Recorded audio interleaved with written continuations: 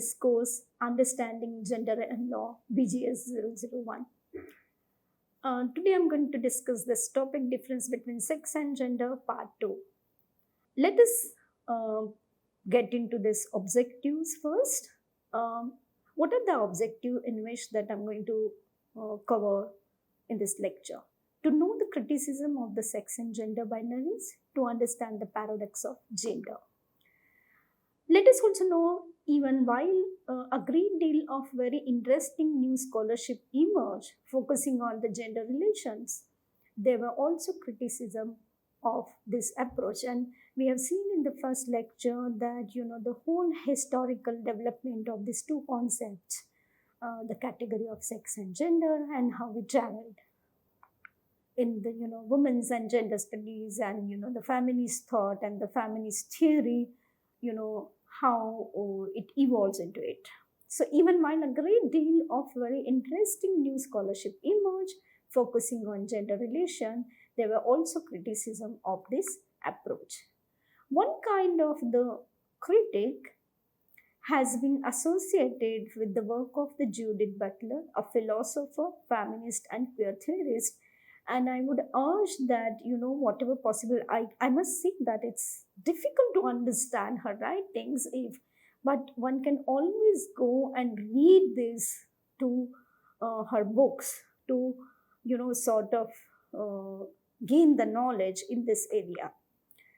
Her criticism are quite complex and also have also been evolving in her numerous writings. According to Judith Butler, a common problem in the use of the term quote unquote sex and quote unquote gender.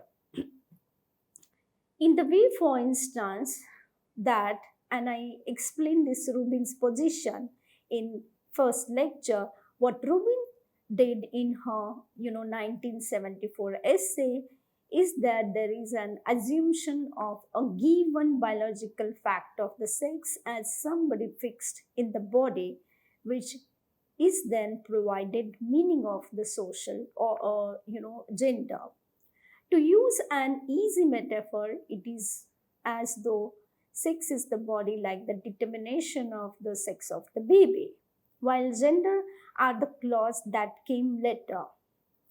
As she asked pointedly, if indeed feminists and the other scholars believe that biological sex has very little to do with the gender, then why have we proceed into two sexes and two genders with gender faithfully following sex?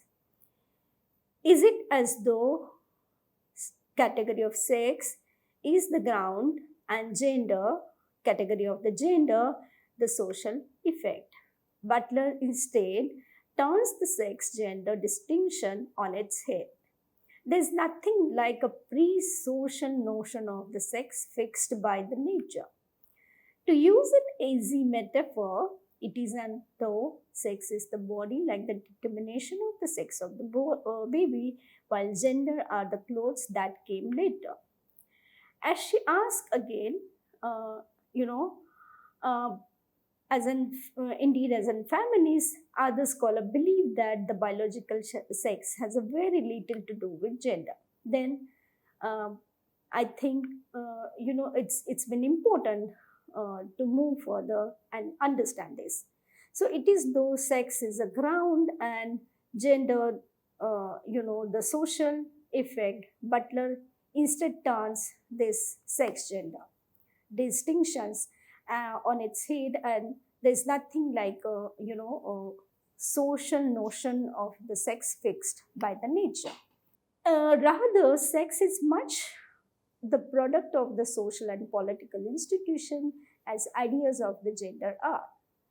So she makes sex the effect of the gender rather than its cause. Precisely because gender is a very open-ended and contingent process involving complex formation of identity, a person's sense of self in relation to others, as well as sexual desire, which may be for the opposite sex but could equally be for the same sex. It has been necessary especially in modern Western societies, to fix such potentially fluid identities through recourse to the notion of an immutable and unchanging sex rooted in biology. Judith Butler's work has therefore looked at the gender identity as a process that is constantly being created through repeated everyday acts and performances of that identity, constrained by ideas, discourses, and institutions that are shaping these identities and giving them recognizable meanings. Much of her work shows where and how this happened, the roles played by both gender norms and the norms of the heterosexuality, and how this can be questioned. Now, let me get into another way of discussing this problem by understanding this concept, the paradox of gender. Sex gender system, which can be called again as a paradox of the gender. Consider for a moment some of the major aspects that are involved in the biological distinction of the sexes. For example, while the body size of the men and the women show considerable internal variation, on average, male bodies are somewhat more muscular and taller than female bodies. This has been the basis for making sharp distinction between men and women in the field of sports, for instance. And you can in everyday life observe, if you look, the ways in which that, media or films are, portraying, and also sometimes, nowadays that breaking that stereotype, but one would still see that how it has been, traditionally portrayed, uh, the bodies of the male and female. Another anatomical and physiological difference has to be with procreation. It is women as a sex who can bear, children as a consequence of sexual intercourse with men till about mid 19th century in the Western societies and till the middle of the 20th century in the countries like India. Women had an average very high rates of fertility, giving birth to many children in the course of their reproductive lives. As a consequence, women under these conditions also experienced high rates of child mortality and maternal mortality.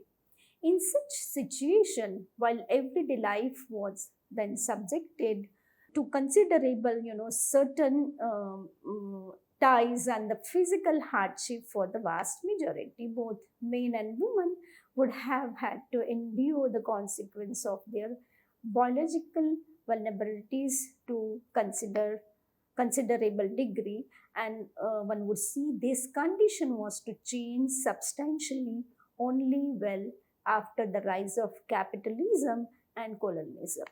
The consequent creation of the wealth in the Western societies of the scale unprecedented, the expansion of the cities as a new sites of production, including the gradual increase in the standard of living. Correspondingly, for reasons that are not entirely clear, Western families underwent major transformation, especially among the new middle classes, so that by the end of the 19th century, families had to far fewer children under provided conditions of the public health. Mortality rates also again came down. So, moreover, children started attending school in increasing numbers. The nature of the work also changed. And you can see that if you observe the society very carefully in everyday life, that how things have been changing. With productive labor moving outside the household into factories and offices in urban areas, and agricultural production being the province of smaller and smaller proportions of people. With all this development, a possible argument could be made that the significance of the biological difference, childbirth for women and physical strength for men, no longer enjoyed much social significance. Women had more opportunities to engage in new kinds of work, married at later ages, or stayed single, did not have to be worn out by repeated childbirths and childcare. Work was increasingly technologized, coming back to the paradox of the gender, the differences of the gender. That is to say, beliefs about the roles of the woman and men, the corresponding sexual division of labor, the political rights of men and their denial to women, the division between the public and private realms of society, and so on were maximized precisely at this time. Thus, the new middle class home in the 19th century was reinvented to become a space of the love and the care. And I would say that unlike the pre-industrial household of the peasant, the merchant, or the artisans, where economic production was central, so much so that production was anew associated with public life. Women were thought of as inherently weak and incapable of rational thought or the exercise of the political rights, whose primary duties were the care of the home as wives and mother, middle class men on the other hand. Rational, public and political, these are the very important issues which were discussed during that time. And it has therefore been said that a kind of bipolar gender regime was sought to be created during this era. In another word, precisely when the significance of the basic biological distinctions were reducing, gendering was increasing. This is understood by the paradox of the gender and its normative structure. So let me conclude this lecture by stating what we try to emphasize through this is that how one is going to go and engage with this debate in order to understand the basic paradox of gender, and how Butler tried to or put forward her critique on the binaries of the sex and gender through her work, even though it is complex. In fact, I would urge the student to have a look at Alison Jagger's book and to understand this whole debate from the beginning, that how liberal, Marxist, socialist, and radical feminists have had their own take on several issues, and then get into this debate of sex and gender, and then come back to the Butler's work, which will make you understand in a simplified way this topic. Thank you.